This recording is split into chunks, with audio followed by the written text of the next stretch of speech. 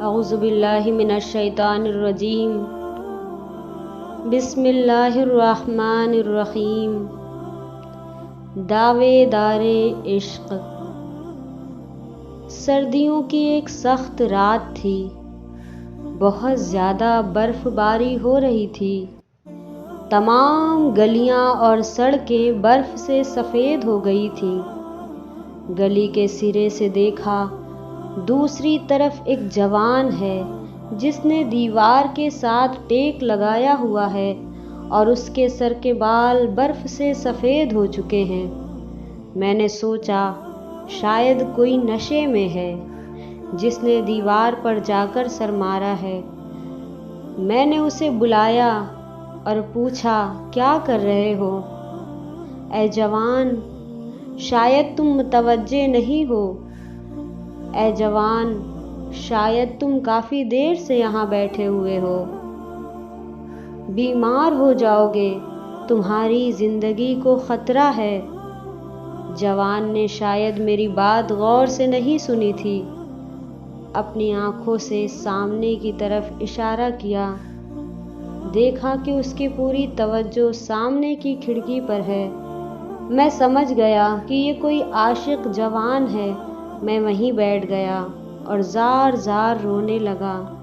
جوان نے جب مجھے گریہ کرتے ہوئے دیکھا تو سوال کیا، اے بزرگ، تمہیں کیا ہو گیا؟ تم کیوں رونے لگے؟ کیا تم بھی عاشق ہو؟ میں نے جواب دیا کہ تمہیں دیکھنے سے پہلے میرا یہی گمان تھا کہ میں بھی عاشق ہوں، مہدی زہرا کا عاشق، امام زمانہ علیہ السلام کا عاشق۔ لیکن اب جب تمہیں دیکھا ہے کہ کیسے اپنے عشق کی تڑپ میں خود سے بے خود ہو گئے ہو، میں سمجھ گیا کہ میں عاشق نہیں ہوں، میں تو صرف عشق کا دعوے دار تھا۔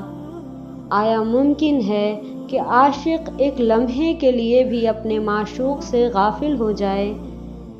یہ بزرگ انسان، یہ عارف شیخ رجب علی خیاطی تھے، جنہوں نے ایک جوان آدمی کے عشق کی تڑپ کو دیکھا تو کہنے لگے، میں تو صرف عشق کا دعوے دار نکلا۔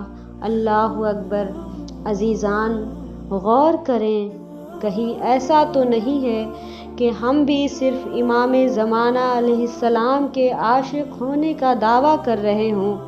کیونکہ عاشق اپنے معشوق سے کبھی غافل نہیں ہو سکتا، مگر ہم تو اپنے زمانے کے امام سے ایسے غافل ہیں کہ جیسے ہمارا کوئی امام ہی نہ ہو۔